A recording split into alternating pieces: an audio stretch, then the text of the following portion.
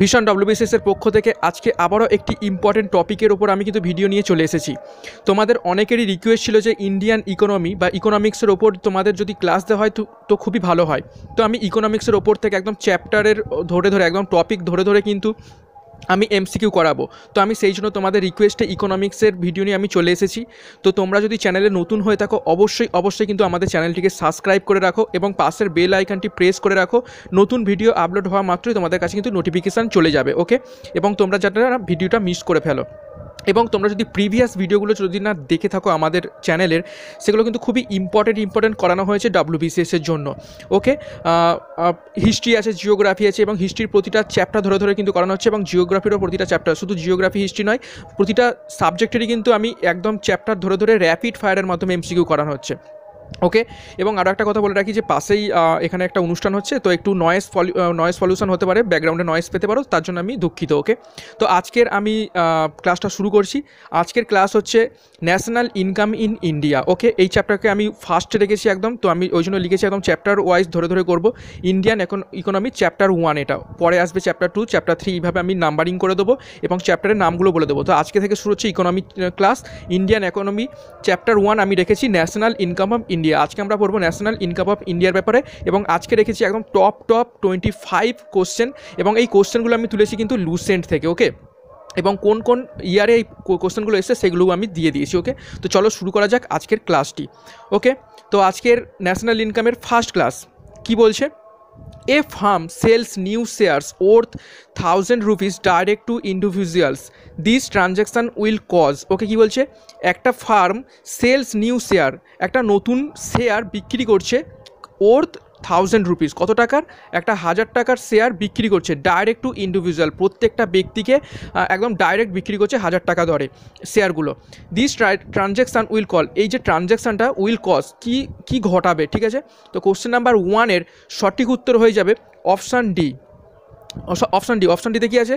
No impact on gross national product, okay? No impact on gross national product, আমাদের যে gross national প্রোডাক্টের ওপর এটার কোনো কিন্তু এফেক্ট ফেলবে না। এই যে ফার্মটা যে 1000 টাকায় শেয়ার বিক্রি করছে, এটা কিন্তু কোনো ইম্প্যাক্ট আমাদের ন্যাশনাল যে প্রোডাক্ট আছে, গ্রস ন্যাশনাল প্রোডাক্টের ওপর কোনো রকম ইম্প্যাক্ট ফেলবে না। এই কোশ্চেনটা এসেছিলো, দেখতেই পাচ্ছ তোমরা, এসএসসি গ্রেড 2004-এ এসেছিলো, ওকে?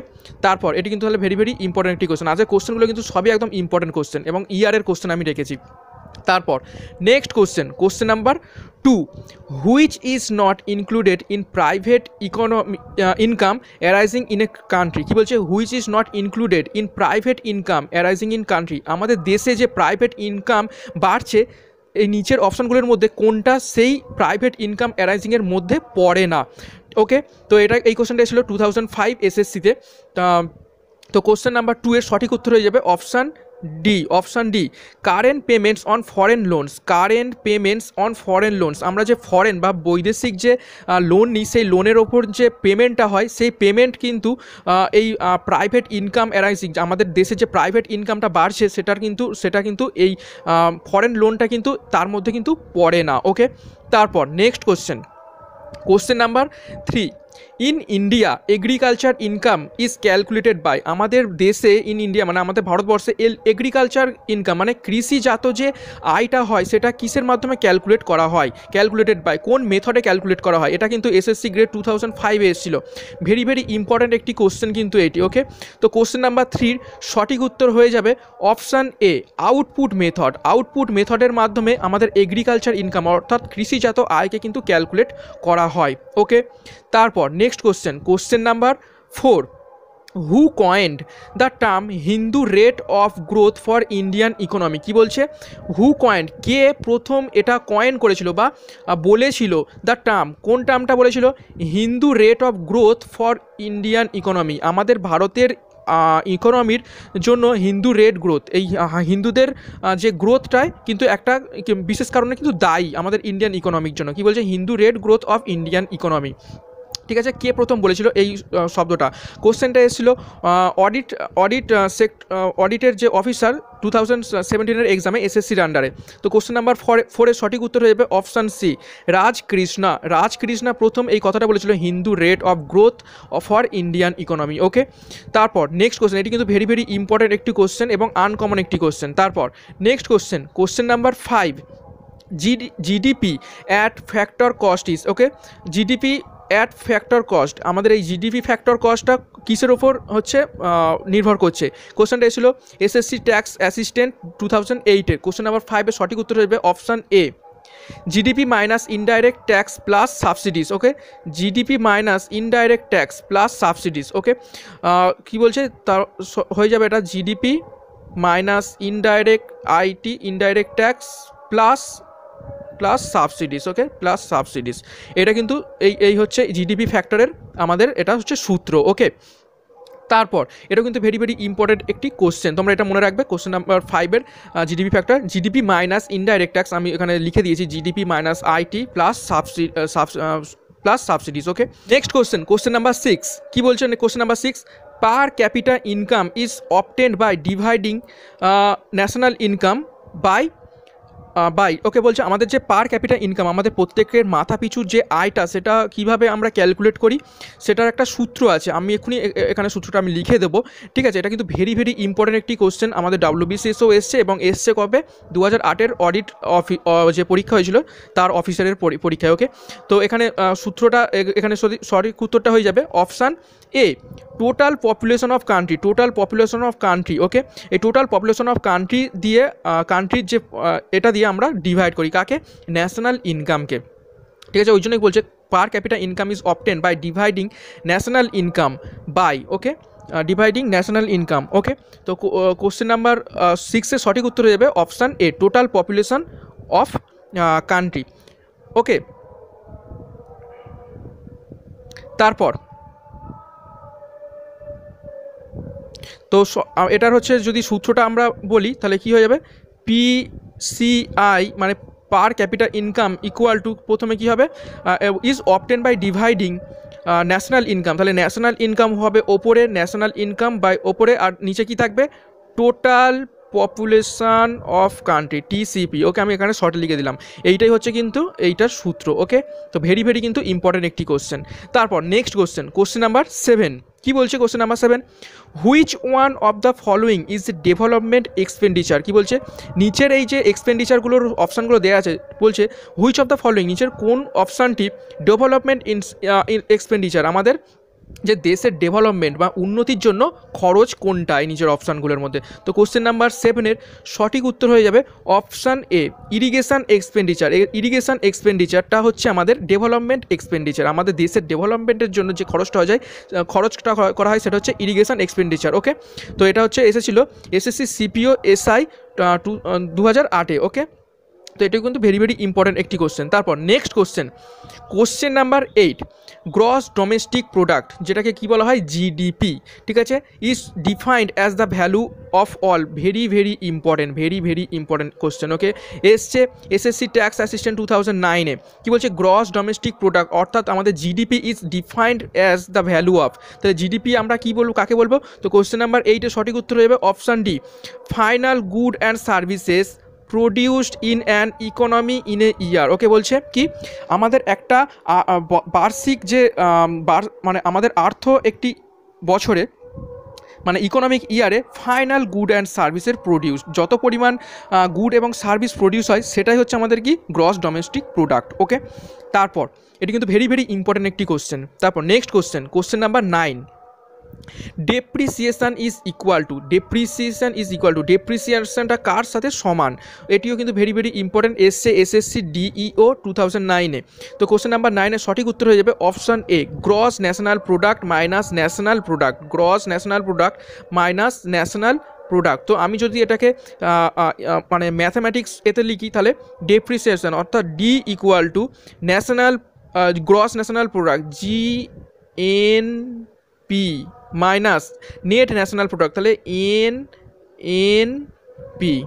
ঠিক আছে, এইভাবেও কিন্তু পরীক্ষায় দিতে পারে। তোমাদের কিন্তু এই সূত্রগুলো মনে রাখতে হবে। আমি কিন্তু এখানে সুন্দর করে লিখে দিচ্ছি, ডেপ্রিসিয়েশন ইকুয়াল টু জিএনপি অর্থাৎ gross national product minus net national product অর্থাৎ এনএনপি। ওকে, এই সূত্রটা তোমরা মনে রাখবে। তারপর next question number 10, which of the following is not a method of measurement of national income. আমাদের এই যে কোশ্চেনটায় যে 4টে অপশান দেওয়া আছে তার মধ্যে 3টে অপশানের মাধ্যমে আমাদের ন্যাশনাল ইনকামটা কিন্তু কী করা হয়, মেজারমেন্ট করা হয়, কিন্তু একটা অপশান দেওয়া আছে যেটার মাধ্যমে আমরা কিন্তু ন্যাশনাল ইনকাম মেজারমেন্ট করতে পারি না। এই যে is following not a method, কোন মেথডটা নিচের কোন মেথড মধ্যে, এই 4টে মেথডের মধ্যে কোন মেথডটার মাধ্যমে আমরা ন্যাশনাল ইনকাম বা আমাদের জাতীয় আয় আমরা নির্ধারণ করতে পারি না। কোশ্চেনটা এসছিল সিপিও এসটি 2009-এ। ওকে, এটা এসআই হবে, সিপিও এসআই হবে, 2009-এ এসেছিল।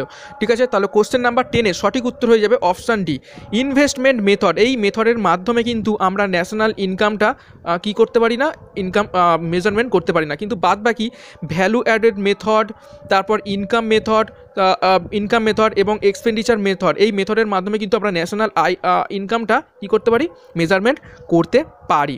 তারপর নেক্সট কোশ্চেন, এটা কিন্তু ভেরি ভেরি ইম্পর্টেন্ট একটি কোশ্চেন। ওকে, তারপর next question number 11, net national product. আমি একটু আগে যেটা বললাম NNP, net national product of a country is. আমাদের এই যে নেট ন্যাশনাল প্রোডাক্টটা আসলে কী, কোনো একটা দেশের নেট ন্যাশনাল প্রোডাক্টটা আসলে কী। তো কোশ্চেন নাম্বার 11-এর সঠিক উত্তর হয়ে যাবে option D, GNP minus depreciation allowances. GNP minus depreciation allowances.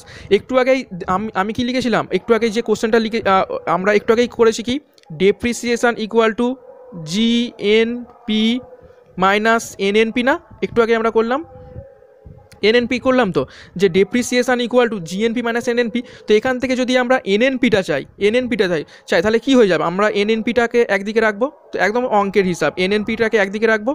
ঠিক আছে, তো করলে হয়ে যাবে কি, জিএনপিটা একদিকে থাকবে, জিএনপি মাইনাস কি হয়ে যাবে, ডেপ্রিসিয়েশন। এটাই একদম মানে এইটারই একটা অন্য ফর্মে এটাকে লেখা হয়েছে। ওকে, তো এটিও কিন্তু ভেরি ভেরি ইম্পর্ট্যান্ট একটি কোশ্চেন, একদম সোজা কোশ্চেন আমরা রেখেছি এবং কিন্তু খুব ভেরি ভেরি ইম্পর্ট্যান্ট। দেখতে পাচ্ছ কোশ্চেনটা কত বছর পরীক্ষায় এসেছে, 2003-এ, 2009-এ এবং এসএসসি এমপি জেই এবং 2014-তেও পরীক্ষা এসেছে। তাহলে কতটা ইম্পর্ট্যান্ট এই কোশ্চেনটা। ওকে, তারপর next question number 12, national income is based on. Very very important একটি কোশ্চেন, পাটনাতে এটা টিসির এক্সাম হয়েছিল 2006-এ।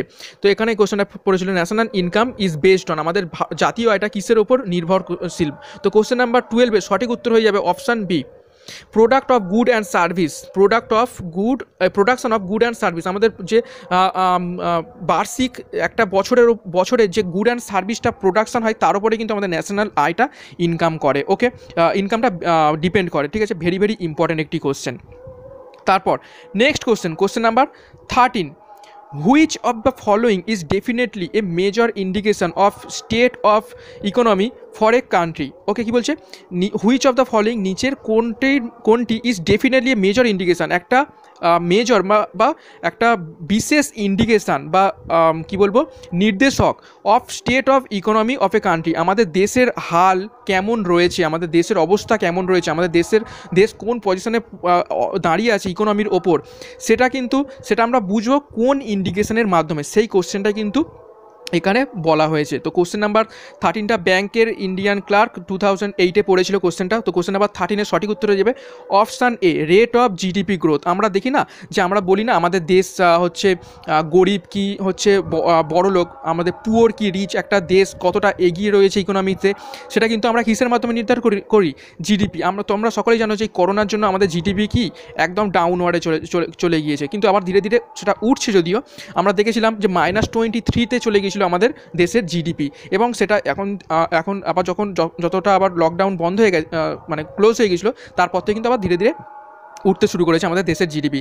তো এই রেট অফ জিডিপি গ্রোথ, আমাদের জিডিপি গ্রোথটা কত পার্সেন্টেজ বাড়ছে সেইটার ওপর ডিপেন্ড করেই কিন্তু আমরা দেশের স্টেট বা অবস্থাটা কোন ইকোনমিতে দাঁড়িয়েছে সেটা কিন্তু আমরা মেজার করতে পারি। ওকে, তারপর এটা কিন্তু ভেরি ভেরি ইম্পর্টেন্ট একটি কোশ্চেন। তারপর next question number 14, which of the following can be called as a part of service sector. কী বলছে, হুইচ অফ দ্য ফলোয়িং নিচের এই অপশানগুলির মধ্যে কোনটিকে আমাদের সার্ভিস সেক্টর হিসাবে চিহ্নিত করা যেতে পারে বা বলা যেতে পারে। নিচের অপশানগুলির মধ্যে কোনটাকে সার্ভিস সেক্টর হিসাবে বলা যেতে পারে। কিসে এসেছিল, SBI ক্লার্ক 2008-এ। তো কোশ্চেন নাম্বার 14-এর সঠিক উত্তর হয়ে যাবে অপশান বি, ব্যাঙ্কিং। ব্যাঙ্কিংটাকে কী বলা হয়, সার্ভিস সেক্টরের মধ্যে কিন্তু পড়ছে ব্যাঙ্কিং। ওকে, তো ব্যাঙ্কিংটা সার্ভিস সেক্টরের মধ্যে পড়ছে। এটা কিন্তু ভেরি ভেরি ইম্পর্টেন্ট একটি কোশ্চেন। তারপর next question number 15, many Times we read a term in financial news paper GDP. আমরা কী বলছে, মেনি টাইমস উই রিড, আমরা অনেকবারই পড়ে থাকি এ টার্ম, একটা শব্দ, ইন ফিনান্সিয়াল নিউজ পেপার। কিসের, মানে ওই আর্থিক যে নিউজ পেপারগুলো হয় সেখানে, সেই টার্মটা কি হচ্ছে, জিডিপি। এই জিডিপি হচ্ছে, আমরা এই টার্মটা পড়ে থাকি। What is the full form of what is the full form of GDP. তার মানে এই জিডিপির ফুল ফর্মটা আসলে কি, ভেরি ভেরি ইম্পর্টেন্ট একটি কোশ্চেন। তোমরা সকলেই জানো জিডিপির ফুল ফর্ম কি। তো কোশ্চেন নাম্বার 15-এর সঠিক উত্তর হয়ে যাবে অপশান এ, গ্রস ডোমেস্টিক প্রোডাক্ট। আমি একটু আগেও যদিও বলে দিয়েছি গ্রস ডোমেস্টিক প্রোডাক্ট। ওকে, এই জিডিপির ফুল ফর্ম হচ্ছে গ্রস ডোমেস্টিক প্রোডাক্ট। কিসে এসেছিল, SBI ক্লার্ক 2008-এ। তারপর question number 16, in terms of economics, the total value of output produced and income received in a year by a domestic residents of a country put together is called, very very important question, very very important একটি question. কি বলছে, in term of economics, আমাদের ইকোনমিক্সের ভাষায় the total value of output, অর্থাৎ total মানে মোট value of output, আমাদের আউটপুটের যে মোট ভ্যালু, অর্থাৎ সেটা কি, গুড এবং সার্ভিস যে প্রোডাকশানটা হয়েছে তার আউটপুটের টোটাল ভ্যালু হচ্ছে, অ্যান্ড ইনকাম রিসিভড, এবং যে ওই আউটপুটের ফলে যে ইনকামটা আমাদের হয়েছে ওই বছরে বাই ডোমেস্টিক রেসিডেন্ট, আমাদের এই দেশের মধ্যেই, ফর এ কান্ট্রি, একটা দেশের, পুট টুগেদার ইজ কল্ড। এইটাকে পুরোটাকে কি বলা হয়, আমরা ধরো তুমি একটা জিনিস তৈরি করেছো সারা বছর ধরে, সেই জিনিসটা বিক্রি করে তোমার কতটা ইনকাম হয়েছে, এটাকে অ্যাকচুয়ালি পুরোটাকে কি বলা হয়। ওকে, তো কোশ্চেন নাম্বার 16-এর সঠিক উত্তর হয়ে যাবে option B, gross national product বা জিএনপি। ওকে, তো জিএনপিটা তাহলে আমরা কীভাবে পাচ্ছি জিএনপিটা, তাহলে জিএনপি হচ্ছে কি পেলাম আমরা, আউটপুট প্লাস কি হচ্ছে, আমরা কি পাচ্ছি, অ্যান্ড ইনকাম রিসিভড এবং ইনকাম রিসিভড। ঠিক আছে, এই। ওকে, তারপর next question number 17, the per capita income in India was 20 euro. এই চিহ্নটা কিন্তু হচ্ছে euro. Okay, 20 euro in 1867 to 68 was ascertained for the first time by. ঠিক আছে, কী বলছে, per capita income in India, আমাদের যে পার ক্যাপিটা ইনকাম ইন্ডিয়াতে প্রথম ক্যালকুলেট করা হয়েছিল এই 1887 থেকে 67 থেকে 68 সালে। ঠিক আছে, এবং সেটা কত ছিল, 20 ইউরো করেছিল আমাদের পার ক্যাপিটা ইনকাম কত সালে, 1867 থেকে 68 এই বার্ষিক সময়ে। এবং এটা প্রথম কে ক্যালকুলেট করেছিল, এই যে ক্যালকুলেশনটা প্রথম কে করেছিল। তো কোশ্চেন নাম্বার 17-এর সঠিক উত্তর হয়ে যাবে অপশান এ, দাদাভাই নৌরোজি প্রথম এই ক্যালকুলেশনটা কিন্তু করেছিল। Very very important. ওকে, কিসে এসে দেখতে পাচ্ছ তো, ইউপিএসসিতে পরীক্ষা এসেছিল 2000 সালে। তারপর next question number 18, which of the following is equivalent to national income. নিচের অপশানগুলির মধ্যে কোনটা ন্যাশনাল ইনকামের সাথে ইকুইভ্যালেন্ট। ওকে, ভেরি ভেরি ইম্পর্টেন্ট একটি কোশ্চেন। তো কোশ্চেন নাম্বার 18-এর সঠিক উত্তর হয়ে যাবে option D, net national product at factor cost. এটা হচ্ছে equivalent to national income. Okay, তো এটা এসেছিলো কম্বাইন্ড ডিফেন্স সার্ভিস 2003 কোশ্চেনে এসেছিলো। ঠিক আছে, তো net national NNP equal to মানে ওই কী বলবো, equivalent to national income, NI. ঠিক আছে, ন্যাশনাল ইনকাম। তারপর next question number 19, who had estimated national income in India first time. কে প্রথম আমাদের ভারতের ন্যাশনাল ইনকাম প্রথমবারের জন্য ক্যালকুলেট করেছিল বা এস্টিমেট করেছিল। দেখো কতগুলো পরীক্ষা এসেছিলো, এসএসসি ম্যাটে এসেছিলো 2008-এ, এবং ইউপিপিএসসি মানে উত্তরপ্রদেশ পিএসসি পাবলিক সার্ভিস কমিশনের যে সিভিল সার্ভিস হয়েছিল তার প্রিলিমিনারি এক্সাম এসেছিলো 2007-এ। তো 19-এর সঠিক উত্তর হয়ে যাবে অপশানে দাদাভাই নৌরোজি। ঠিক আছে, এবং সালটা কত ছিল একটু আগেই আমরা পড়েছি, কত ছিল, 1867 থেকে 1868 এই বার্ষিক ইয়ারে কিন্তু এই ক্যালকুলেশনটা দাদাভাই নৌরোজি করেছিলেন। ওকে, তারপর next question number 20, which sector of Indian economy contributes largest to the gross national product? Very important একটি কোশ্চেন, ভেরি ইম্পর্ট্যান্ট একটি কোশ্চেন, এবং আই থিঙ্ক এই কোশ্চেনটা 2020-তে বিসিএসে পরীক্ষায় এসেছিল, এবং এমপিপিএসসি প্রিলিমিনারি মধ্যপ্রদেশের সিভিল সার্ভিসের প্রিলিমিনারি এক্সামে 2018-তে এসেছিলো, এবং বিপিএসসি বিহার পাবলিক সার্ভিস কমিশনেও 2018-তে এসেছিলো। ওকে, তো কোশ্চেন নাম্বার 20 সঠিক উত্তর হয়ে যাবে। কোশ্চেন নাম্বার 20 আমি বাংলাটা বলে দিই, হুইচ সেক্টর, কোন সেক্টরটা আমাদের ইন্ডিয়ান ইকোনমি, আমাদের ভারতের ইকোনমিতে কন্ট্রিবিউট সবথেকে বেশি পরিমাণে, লার্জেস্ট মানে সবথেকে বেশি পরিমাণে কি দেয়, গ্রস ন্যাশনাল প্রোডাক্টটা দেয়। ঠিক আছে, কোন সেক্টরটা আমাদের জাতীয় যে ন্যাশনাল প্রোডাক্টের সবথেকে বেশি কন্ট্রিবিউশনটা রয়েছে কোন সেক্টরের? তো কোশ্চেন নাম্বার 20 সঠিক উত্তর হয়ে যাবে অপশান সি, টারসিয়ারি সেক্টর।